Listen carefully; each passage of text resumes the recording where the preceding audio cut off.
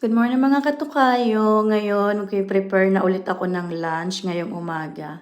Binabalatan ko ngayon yung mandarin. Ayan. Tapos mango, Vietnamese mango. Nabili ko dun sa may Royal Oak. Ayan. I-slice ko siya ng maliliit para magkasya sa lunch box ni Princess. Ayan. Hinap ko din siya. Slice. Yung apple na natira, hinap ko lang kasi hindi niya nauubos kapag whole apple. Kaya half-half lang. Yan, slice ko rin siya ng malilit para magkasya. Ngayon, ang lunch niya is beef steak. Yan.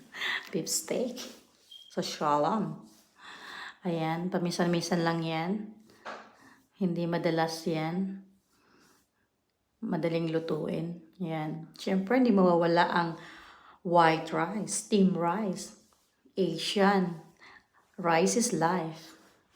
Tapos, in-slice ko siya ng maliliit para pagkakain na siya, madali na niyang kainin. Kaya niluto ko pa yan. May blood pa. Ayan. Tinakpan ko na.